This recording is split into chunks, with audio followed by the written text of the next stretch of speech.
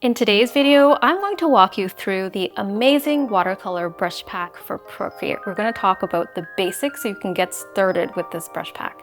This is the custom brush set that I actually use the most in my work, and I recently upgraded it. Last year, I released it in March and it had about 25 brushes. It now has 45 brushes and comes with a bunch of different canvases. If you are interested in learning more, keep on watching. Hello and welcome to Color with Kendi, where we paint watercolor, gouache, and more on the iPad. Today's video is part 1 of the brush tutorial series for this particular brush set. I will be covering the basics of the Amazing Watercolor Brush Pack today, enough for you to get started.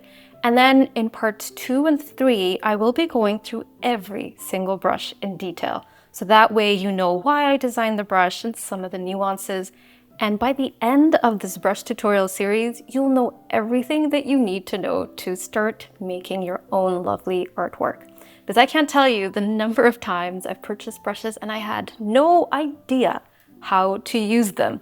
So I don't want you to be in that situation, so we are going to talk about things in depth. And because this is a longer brush tutorial series, I have chapters and timestamps in the description as well as the pinned comments so you can skip around to the section that is most important to you. Now, if you have already purchased the brush pack, open up your files.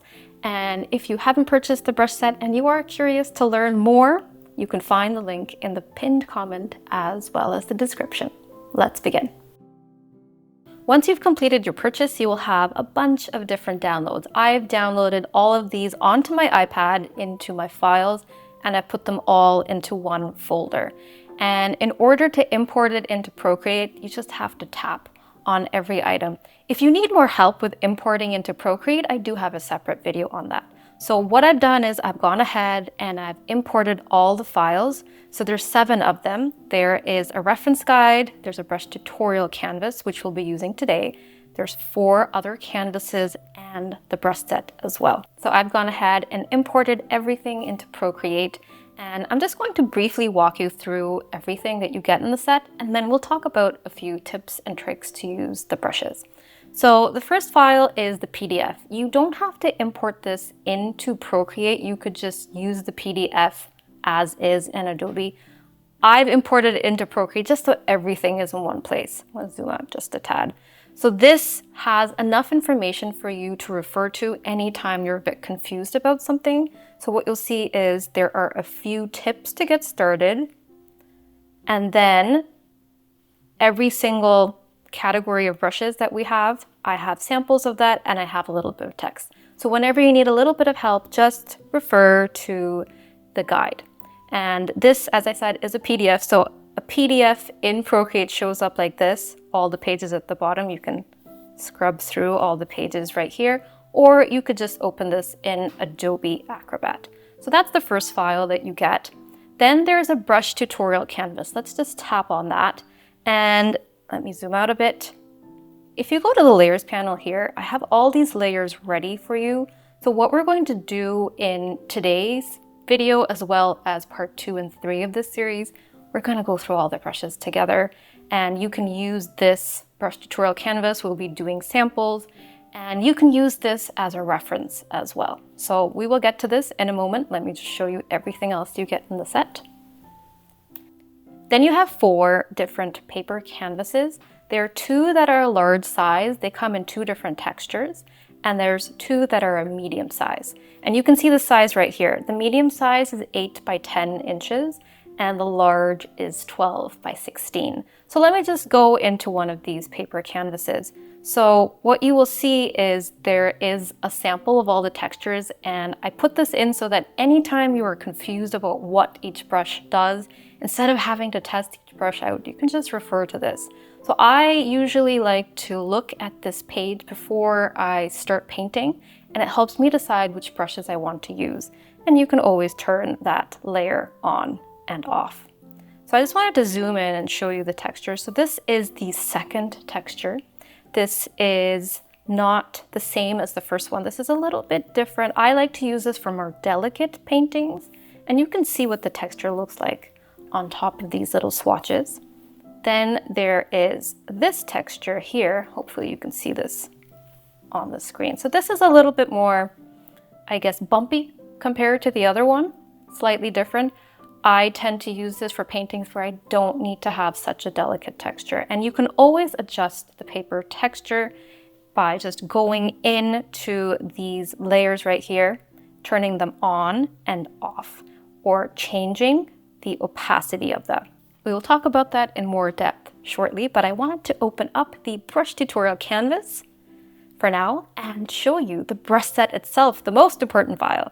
So when you import the brush set, it will come up at the very top of your brush library. And this brush set has been upgraded, so I have added a few category headers just so it's easier to find things.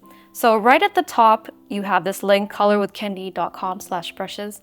This is where all of my brush tutorials are saved. So if you ever get confused about how to use a brush, you can go to this link, find the brush set that you're using, and then go to the brush tutorials. Very simple. And I suggest that you always use the brushes with the paper canvases that come with the set. These brushes are watercolor brushes and they just don't look really realistic unless you use a paper texture. So definitely use the paper textures. So now let's talk a little bit about how the brush set itself is organized. So right at the top, you have your sketch, erase, and smudge brushes. There is a sketching pencil, and then we have some detail pencils because I like to add details sometimes with a pencil rather than a watercolor brush. And I've offered 2 detail pencils for that. Then we have 2 different erasers. We will be going through all of these in depth in part 2 of this video series. Today, we're just talking about the overview. Then there are 2 different smudgers. I tend to use smudger A the most. Smudger B is something that I use occasionally. So definitely get familiar with smudger A. With smudgers, I always suggest starting out small and then kind of working your way to a larger size. Then we have the main watercolor brushes. There are different kinds. Every brush has a slightly different texture and a slightly different edge. And I offer a variety of brushes so you can decide which one speaks to you the most. By no means do you have to use all of the brushes in one illustration, but you may find that for certain paintings, a particular brush works better. So experiment and find out which one that you like and use those the most. Then we have tapered watercolor brushes. These are brushes where there is a very thin taper depending on how much pressure you apply. And I use these mainly for botanicals. Then we have pigment shifter brushes. These brushes, depending on how much pressure you apply, will show different values. You could have a very pale value or a very dark value, just depending on how much pressure you apply. Then we have some soft watercolor brushes, which look a little bit more dilute. So if that's your thing, this is definitely the category you're going to enjoy the most. Then there are a few dry and toothy brushes. And then we have ShapeMaker brushes. So these brushes are a little bit different from what you would find in other sets. These brushes, you can create shapes that have kind of that watercolor edge, and then you can apply different watercolor effects to it. So this is very much a more digital way of painting. Rather than painting with these brushes directly, you can actually make shapes and apply watercolor effects. And we'll be going through this in parts 2 and 3. And I actually enjoy using this method for certain types of painting. So I'll be talking about that a little bit more in the next videos in this series. Then we have some watercolor overlay brushes. These are meant to be used with the ShapeMaker. So once you've made your shapes with these brushes, just lay on some watercolor effects with these. And all of these brushes here, you can layer them with any of the other brushes in this set. It's meant to give a little bit more visual appeal, a little bit more color, and we'll be talking about this in more detail very shortly. And then at the very end, with all my brush sets, I have my detail brushes. So these brushes are meant to be used at a smaller size. They're not meant to be used at a bigger size. And they are meant for details or filling in really small shapes. And then we have 2 splatter brushes. If you are really into splatter brushes, then I suggest also checking out my other brush set, the Messy Watercolor set. We have a lot more splatter brushes there. And then at the very end, my email address. So in case you ever need some help, you can find my email address right there. So that's essentially how this brush set is organized. And today we're just going to talk about some basic pointers. In part 2, we're going to discuss the sketch brushes and the erasers all the way to the ShapeMaker brushes. And then in part 3, we'll be talking about the ShapeMaker brushes all the way down to the splatter brushes. So yeah, there is a lot to cover. So let's talk about some basics today. So what I want you to do is just open up the basics layer in that brush tutorial canvas, and let's turn off the sketching layer. We don't need it for now. So as I mentioned earlier, it's really important to use a paper texture canvas with the brushes. It really brings out the beauty of the brushes. So I want to show you this. So let's select a color, ideally something that's not too pale, because you can't really see differences with a pale color as much as you can. Maybe a mid-tone. I'm going to go with blue and pick one of the watercolor brushes. I'm just going to pick this dark outline B, brush number 11. And let's just zoom in a little bit and lay down some color. Okay, so I just want to show you, I'm going to zoom in so you can really see this, otherwise you're going to have trouble seeing this. So as you can see, we have a slight watercolor effect where there is a little bit of translucency. You have a little bit of that white of the paper peeking through, and also you see the paper texture. Now, if you didn't have the paper texture, let's say you use this brush in another canvas without the paper texture. So let me just turn off the paper texture. Let's turn off the background paper texture as well. It's at the very bottom. So that's what the brush would look like. It still has some inherent watercolor paper texture, but it doesn't really come to life, in my opinion, until you actually use the paper texture. So I think it's very important. Turn that back on and you'll see what a difference. Let me turn that on and off. So I like to keep the paper texture. And also, you can decide whether or not you want to have the paper background. You can also turn that on and off. I like to keep the paper background on when I am painting, but when I print, I tend to turn it off. So that's just a personal choice. Now, right now you'll see that the paper background is locked. You can always unlock any locked layers. All you have to do is swipe to the left, unlock, open it up by pressing right here, and then you can go here to the paper texture, and you can make it more intense or less intense just by changing the opacity. So let's just tap on N, and right now it's at 40%. You can make the background, see, this is much stronger. If that's your personal choice, you can definitely do it like that, really strong. I suggest not going too strong. And then if you want something very light and soft, you can also do that. So it is customizable. You can do whatever you want with it. And I'm just gonna leave it there. And I wanna show you can do the same thing with the texture overlay. So let's just unlock it first of all. So swipe to the left, unlock. And you might be wondering, why do I lock it? I lock it so I don't accidentally draw on it, because I've done that before and it kind of messes up the painting and I don't even realize that I'm doing that. So that's why I lock it. So anyway, I've unlocked it, tap right here to open it up, and I have a bunch of different layers here. And these two are the paper textures. There's a recycled texture here, grungy texture, grainy texture. I like to use all of them, but they're not very strong. You can always make them a bit stronger. So what I suggest doing is painting a little swatch and then testing what it's like if you turn them off. Do you see? If I turn them all off, it looks like that. If I turn one on, it looks like that. And you see that little bit that came up here with the recycled texture. And you can always go in, tap where it says CB, this is color burn mode, and you can always increase the opacity or decrease it. Totally up to you. So I'm just gonna leave it around 70. Same thing with this grungy texture here. It's at 20%, but if I increase it, it looks like that. So depending on the painting that you're making, you might think, well, you know what? I want something that looks a little bit grungier. So then you can increase that. If you want a more delicate painting, decrease it. So I'm just gonna leave it where it was, around 20%. And then there's a grainy texture too. If I increase it, it looks like that. And you can always double it up by swiping to the left and duplicating it if you want something really intense. If that's too much for you, just reduce it. So the point is, you can really play around and adjust the paper canvas, and you will get different results. My suggestion, always adjust your paper canvas before you start painting.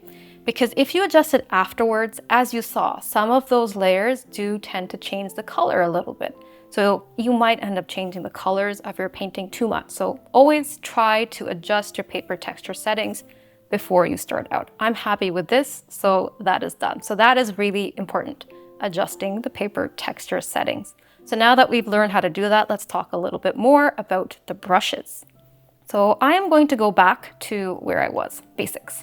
Okay, so with all of the brushes in this set, the vast majority of them are pressure sensitive. There's only 2 that are not. There's this one, number 9, which is not pressure sensitive. And I added this for people who kind of struggle with pressure sensitivity, so you can still paint without struggling with pressure sensitivity. And there's this one here. The rest are pressure sensitive, which means depending on how much pressure you apply, you will get different results. And it's really important to control the Apple Pencil. So let me show you a really good example of this. Brush number 15. This is probably the brush that uses the pressure sensitivity the most. So I'm going to go in right here. You can do this with me if you'd like. You don't have to, you can just watch. I'm just going to select a green color. Let's test this out. Okay, I'm happy with that. And with this brush, depending on how much pressure I apply, I'm gonna get wildly different results. This is light pressure. And notice that I'm not changing the size. Heavy pressure.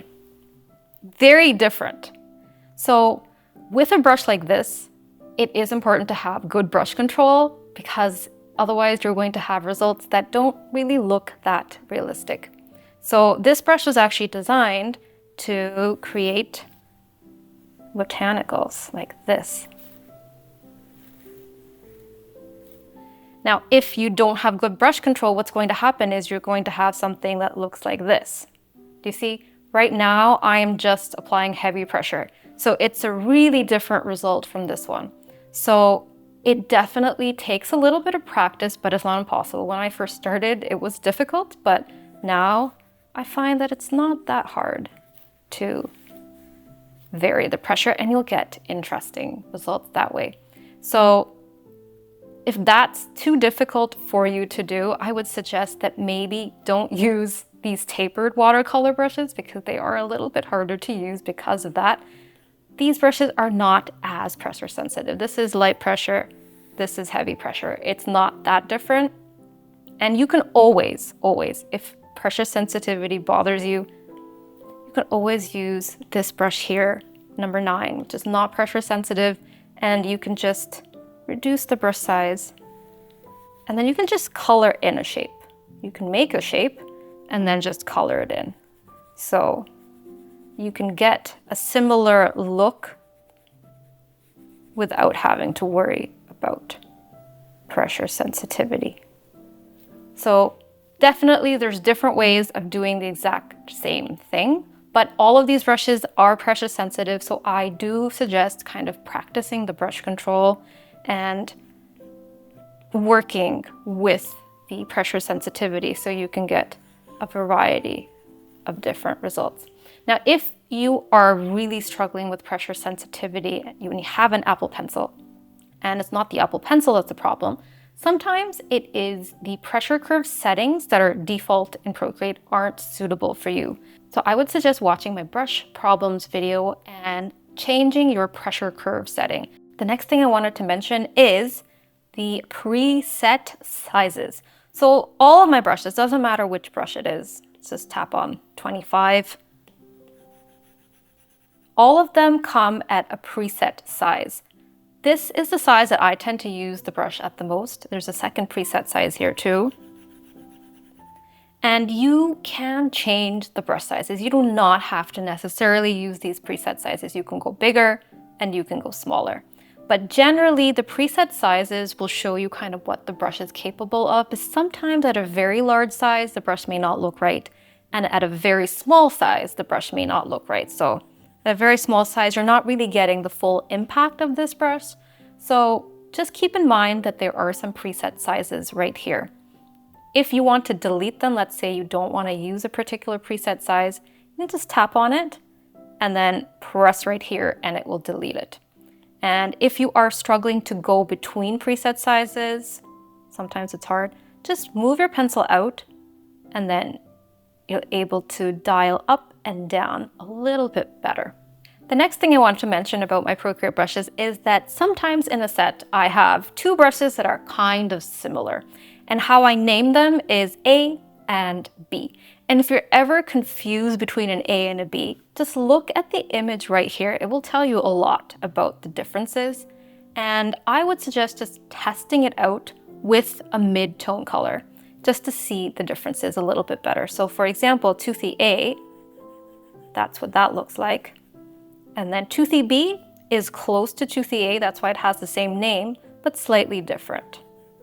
It's a bit more saturated and you see a little bit more of that dryness at the end. So that's kind of the way to tell the difference between brushes. Just look at the images right here. And you can also refer to the reference PDF. The next tip is about translucency of watercolor brushes in Procreate. And this is a really important tip. So let me show you this with an example. So let's go back up to brush number 8.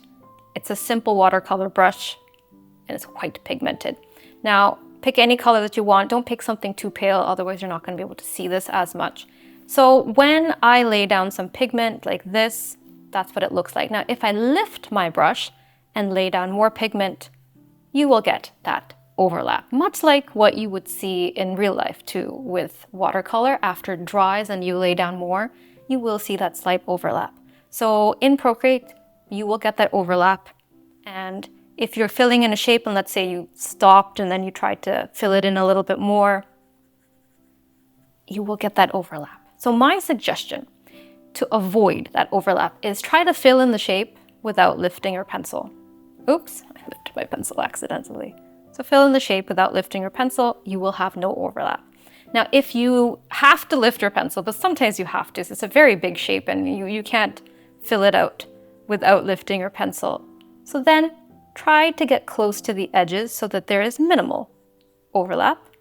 And then, let me just fill this in as well. And then just go to the smudger tool and go to the correct smudger, which is smudger A, brush number 6. And then just smudge it out gently. And with the smudger, always start smaller and then you can work your way up. Because if you start really big, that's what's going to happen. It's far too big. Start small and you can smudge that out. The next thing I wanted to talk about is the use of clipping masks to add additional colors and textures. So let's just erase everything off of the screen. So I'm going to 3-finger swipe. Everything is clear.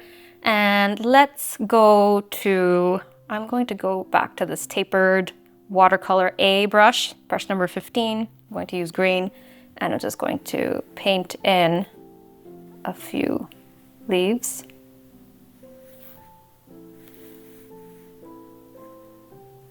Okay, I'm not going to paint in anymore. This is just an example. So we have this initial base layer.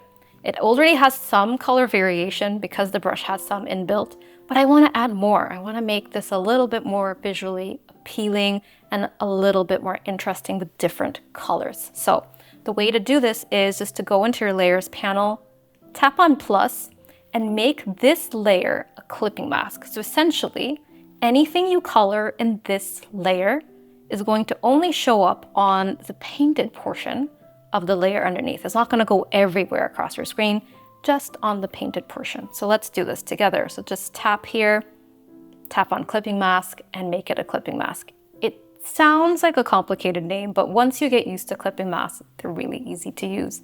So what I'm going to do is I'm going to add maybe a little bit more of a dark green, greenish blue. Pick a color that's a little bit different.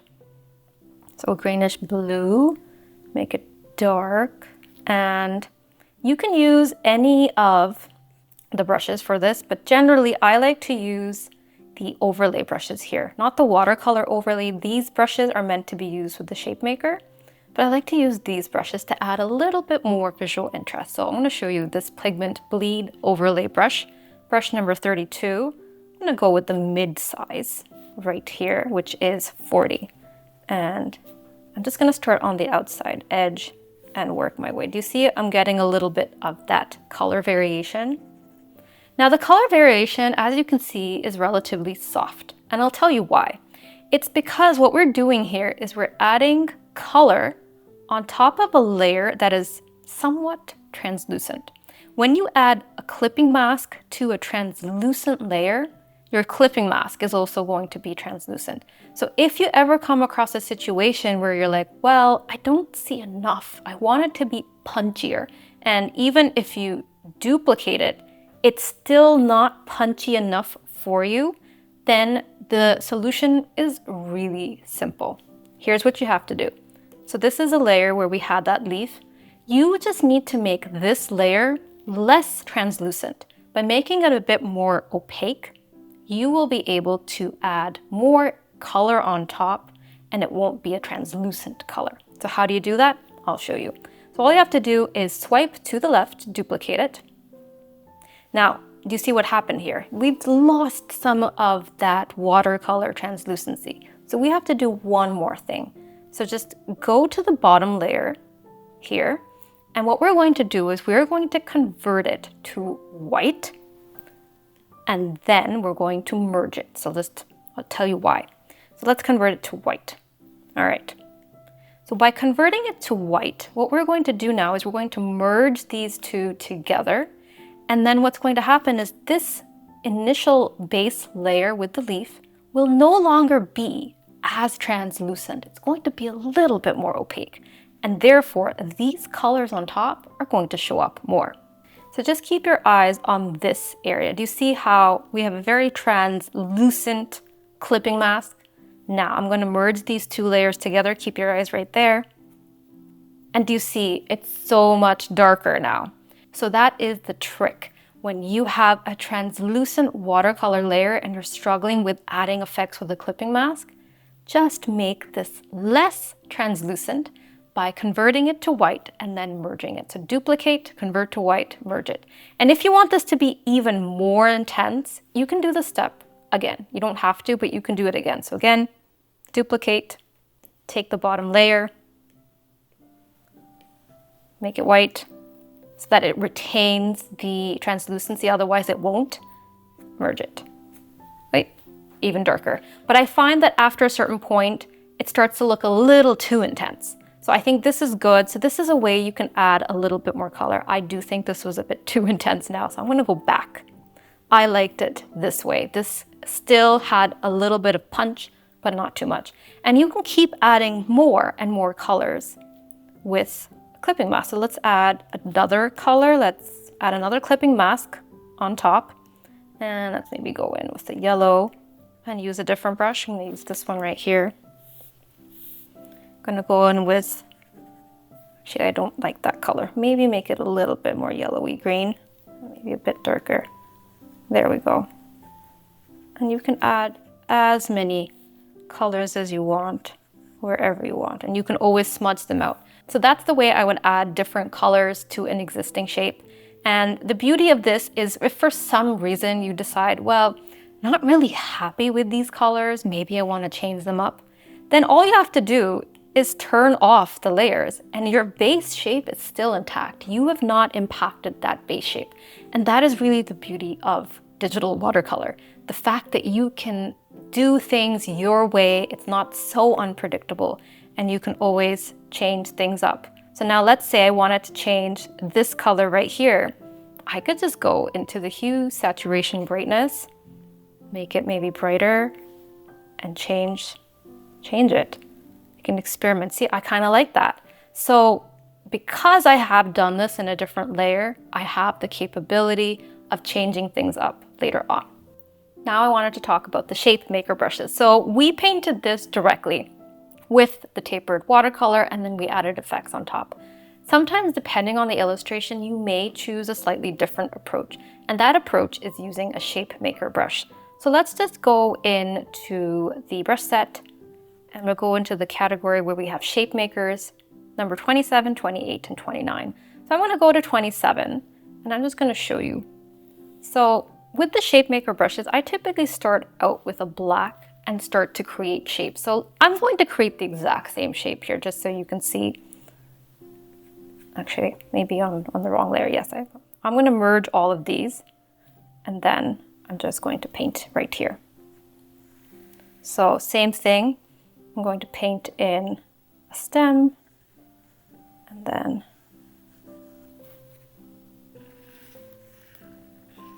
okay. And you can refine your shapes without worrying about overlap. Okay, and now I'm going to create something that looks similar to this. I'm going to show you, it's just a different way of painting. So what we're going to do here, I'm going to change this up a little bit. Okay, so what I'm going to do is I'm going to convert this to white. So once you've made your shapes with any of the ShapeMaker brushes, just convert it to white by going into adjustments, hue, saturation, brightness, increasing your brightness. And I'm realizing I shouldn't have done that for the entire illustration. Oops, okay. So let me just make a selection. I'm going to go around here. Okay, I've made my selection and now I'm going to go to hue, saturation, brightness and increase the brightness. Okay, I'm gonna double tap here. All right. So now what I'm going to do is go into the layers panel and tap on plus and clipping mask. And now I'm going to add colors to this. So I've created a shape, I've made it white. Now I want to add colors. So let's add a color that's similar to this one. So I'm going to grab this color right here. And now I'm going to go to the Watercolor Overlay A brush, which is brush number 30. I'll go to the larger size. And I'm just going to color it in. Okay. And now I can start to add more effects, just like I did with this. So I'm going to go in with the clipping mask and I can go in with similar colors if I want, or I can change it up. And I can keep on adding more and more effects until I'm happy. So I'm just going to go here and go to the grainy pigment overlay, brush number 36. I'm going to go to the lower opacity. So this is the opacity slider. This is our size slider. So I'm going to go to the lower opacity and I'm on the wrong layer. Clipping mask, yes, clipping mask layer and add more effects. The advantage of the ShapeMaker method is that now, if for some reason I want to change the shape, I can. I can't change the base shape of this that much. I mean, I could paint around it, but then I'd have to smudge things. It's a bit more complicated. But now if I wanted to change the shape for some reason, for this particular one, I just need to go into the layers panel, go to where the shape was. It was white. So now I'm just going to go in, double tap on white, and go back to my ShapeMaker brush, and I can go in and refine the shape if I wanted to. And it is far easier to make adjustments. So depending on your painting, you may choose one method over the other. And I will create tutorials, and I already have a few painting tutorials that you can watch so you can understand why I would choose one method over the other. So that's it for today. That covers our basic overview of the Amazing Watercolor Brush Pack for Procreate. And if you have any questions, you can always let me know in the comments or you can send me an email. And this is the basics. We will be covering a lot more in depth, all of these brushes in part 2 and 3. So definitely check those out once those are available. I'll have the link in the description as well as the pinned comment. And also, if you want to start making a couple illustrations, I do have some illustration tutorials on this set as well. You can find that on my website. I have a rose tutorial as well as a mushroom tutorial.